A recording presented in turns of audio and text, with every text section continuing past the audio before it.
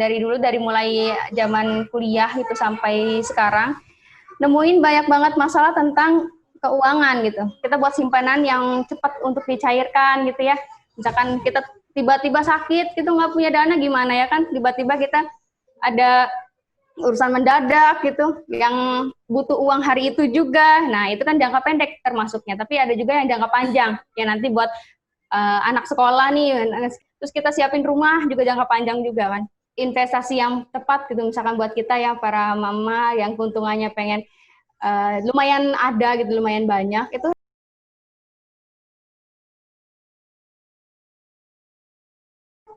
Assalamualaikum warahmatullahi wabarakatuh, teman-teman semua.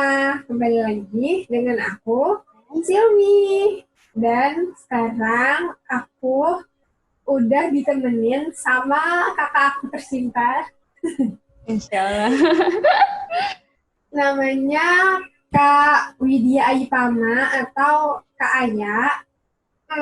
Jadi kayak ini dulu aku kenal waktu aku masih kuliah di Jakarta, di Depok. Nah, aku ada satu komunitas sama Kak Aya. Makanya aku kenal sama Kak Aya dan masih sering kontak-kontakan sampai sekarang walaupun aku di Mesir. Nah, sekarang kita kenalan dulu nih sama Kak Aya. Kenapa aku jadiin Kak Aya narasumber kali ini? Kita kenalan dulu ya sama Kak Aya. Gimana Kak? Langsung aja. Oke, Silmi. Assalamualaikum teman-teman semuanya. Apa nih, sahabat Silmi atau Silmi lover? Teman-teman aja panggilnya. Teman-teman. Yeah. Oke teman-teman. Jadi perkenalkan, nama saya Widya Aipama, biasa dipanggil Ayah, boleh, Widya boleh, jadi bebas aja. Terus apa lagi Silmi? Kegiatan? Iya benar, kegiatannya. Kegiatannya sekarang masih sibuk, kakak ngelanjutin ini S2 di Mercubuana gitu. Terus Masya Allah. sambil ini juga pastinya ibu rumah tangga gitu di rumah. Masya Allah, sibuk sekali. Keren. Masya Allah. Gitu. Jadi sekarang sih masih itu sih, Dek.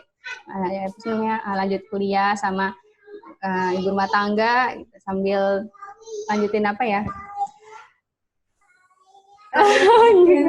Lanjutin kelola lanjutin apa ya? Kampus Mama.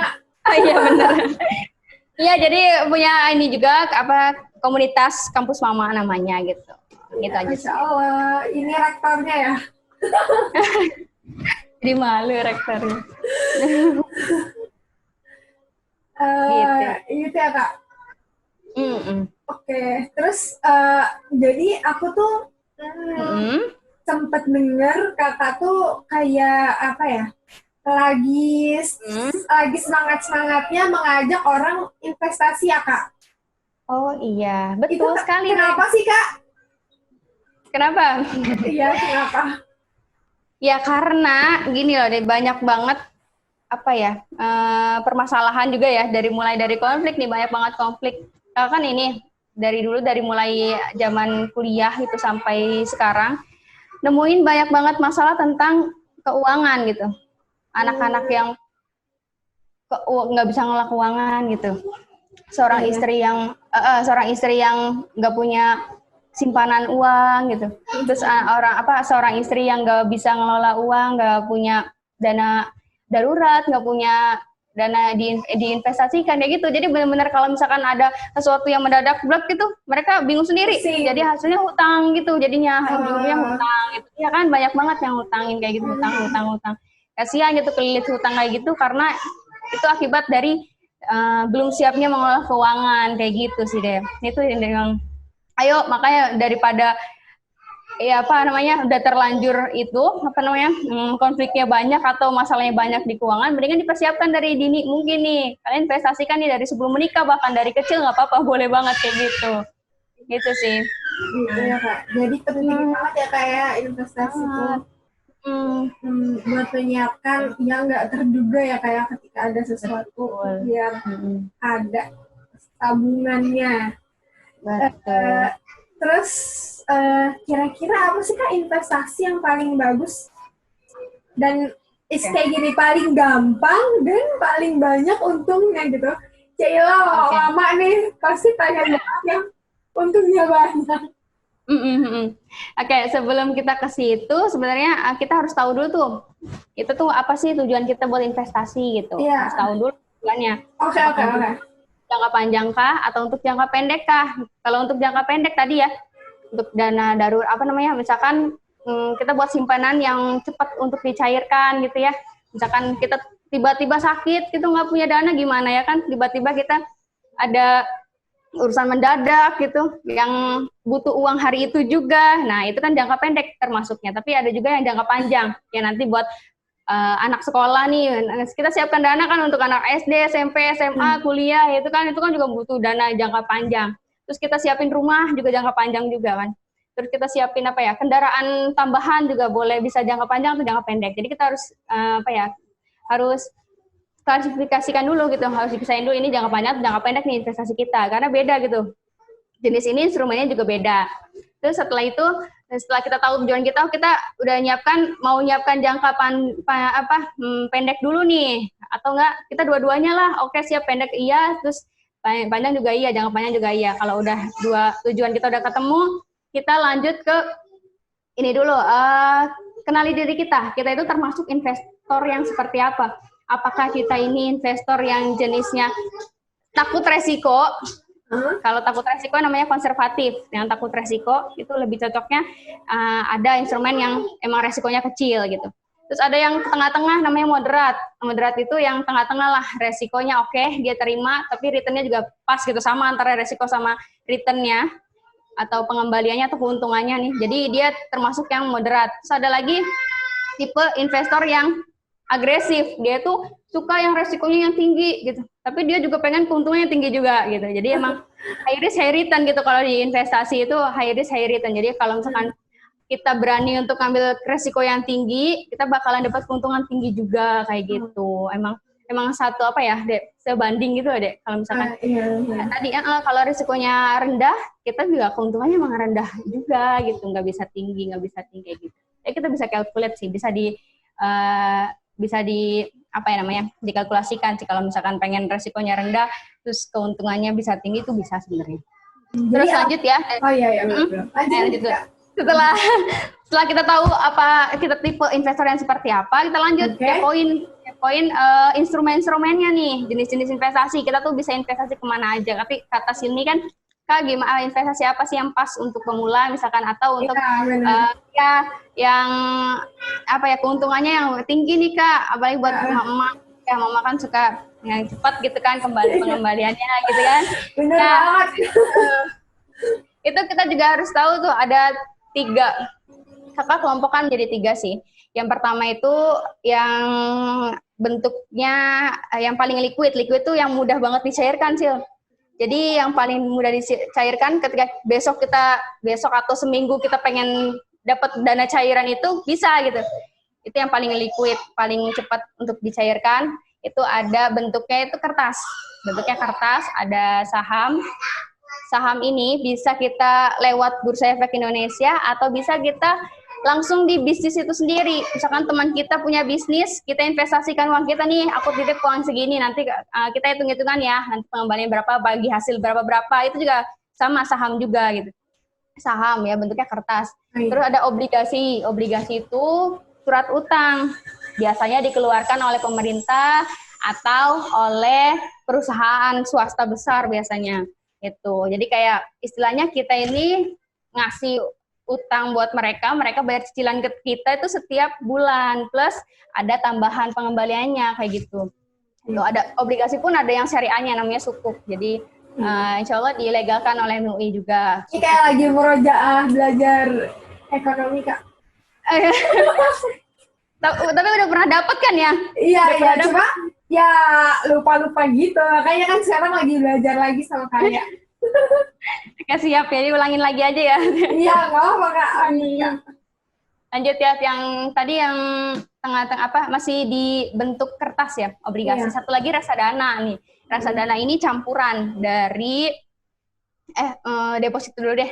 Deposito itu sama seperti kita nabung di bank biasa. Itu nabung di bank biasa, kita bakal dapat bunga istilahnya ya. Kalau misalkan nggak mau bunga ya bisa ke syariah gitu kan. Kita bisa dapat bagi hasil dari pengelolaan uang di bank syariah kan istilahnya kayak gitu. Terus biasanya kalau kekurangan di deposito ini, kita uangnya sedikit berkembangnya karena bakal kegurus si inflasi. Inflasi lebih besar gitu daripada pengembalian yang kita dapatkan. Jadi kurang direkomendasikan ya kalau deposito ini. Gitu. Udah modalnya besar, untungnya sedikit gitu ya. Terus kalau selanjutnya itu percampuran dari semua yang di kertas ini namanya reksadana. Reksadana itu gabungan ya, jadi gabungan dari instrumen deposito, saham, sama obligasi bisa dikumpul jadi satu. Terus dikelolanya oleh manajer investasi gitu. Jadi nggak semuanya bisa ngelola uang itu.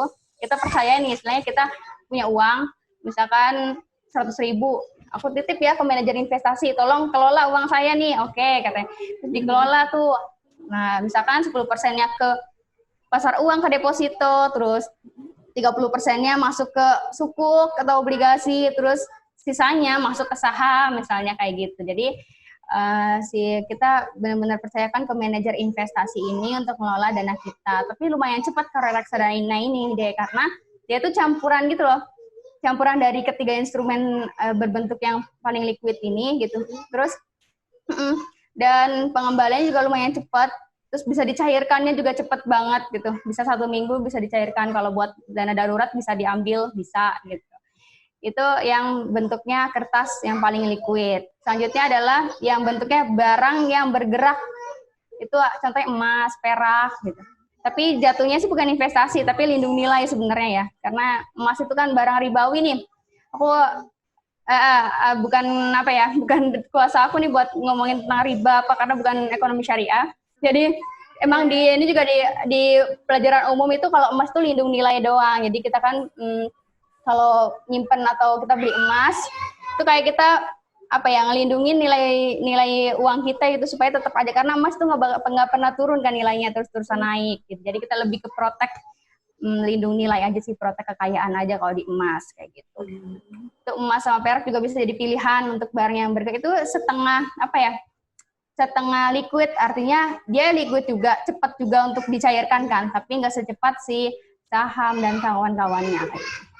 Terus ada lagi yang paling nggak bergerak, itu barang yang tidak bergerak itu tanah, perkebunan, itu juga investasi juga, instrumen investasi, properti ya, maksudnya real estate itu juga sama, investasi juga, kenaikannya juga besar juga tuh, bisa 15% per tahunnya ya. Kalau tanah ya termasuk jenis instrumen investasi yang tidak liquid, paling tidak liquid, artinya paling susah untuk dicairkan. Karena kita kalau jual tanah kan susah ya, agak lama. Belum tentu orang bisa beli ya kan tanah tersebut di hari itu atau di minggu itu juga kayak gitu. Itu. Jadi kita harus pahami, setelah kita tahu tipe kita itu investor seperti apa, kita harus pahami jenis investasi yang pas untuk kita tuh apa. Disesuaikan dengan tujuan investasi tadi ya, jangka pendek atau jangka panjang kayak gitu. Itu setelah itu jangan lupa buat cari mentor. Mentor juga penting banget, mentor yang investasi. Jangan sampai salah pilih mentor. Karena banyak banget ya teman-teman yang curhat, saya dapat mentor yang begini. Jadi akhirnya dia itu terjebak misalkan di saham. Dia belum mengerti saham tapi direkomendasikan oleh mentor yang nggak tepat. Jadi hilang duitnya berapa puluh juta langsung hilang gitu karena main saham. Iya, jadi pentingnya pilih mentor untuk investasi juga penting banget gitu. Iya, Kak. Oke. Tuh teman-teman. Udah dikasih tips sama Kak Aya. Begitu kira-kira untuk untuk awal, dan ya investasi yang tepat gitu, misalkan buat kita ya para mama yang keuntungannya pengen lumayan ada gitu, lumayan banyak, itu reksadana sih, karena kita nggak usah repot mantau. Kalau saham kan kita harus mantau, bisa tiap hari, bisa tiap minggu, tiap tahun kita mantau sendiri, istilahnya kita bikin kita pilih saham sendiri, istilahnya kayak gitu. Tapi kalau reksadana enak, kita cuma tinggal taruh uang kita aja, dikelolanya sama manajer investasi. Manajer investasi kan orang yang emang udah profesional di bidang investasi, udah sertifikat juga, lulus OJK, jadi terpercaya, insya Allah nggak abal-abal gitu istilahnya. Kalau manajer investasi emang susah ini juga ya ujiannya. Terus lembaganya juga emang langsung ini sama OJK, Otoritas Jasa Keuangan di Indonesia, jadi nggak termasuk yang investasi bodong gitu-gitulah. Kalau reksadana itu udah diakui juga di negara ya gitu. Iya, benar. Kalau mau pilih yang paling buat pemula dan paling mudah juga, paling murah juga bisa 100.000 juga bisa gitu deh. Itu reksadana sih kalau menurut Kakak. Jadi di mana Kak kalau mau reksadana? Atau lebih mudah lagi, sekarang udah ada aplikasinya deh, paling gampang sih. Kapan waktu yang tepat untuk berinvestasi? Kalau investasi kan bedanya investasi sama nabung juga beda banget. Kalau nabung kita nyimpen dana doang, nggak berkembang. Kalau investasi itu kita nyimpen dana, tapi dia berkembang, bakal ada tambahan-tambahan tambahan. Jadi benar-benar meningkatkan kekayaan kalau di investasi itu. Ada nggak sih Kak tips dari Kakak kunci mudah berinvestasi? Karena kan Kak kita nih sebagai perempuan atau sebagai emak-emak kali ya, sebagai ibu muda itu banyak kan Kak pos yang harus dibagi.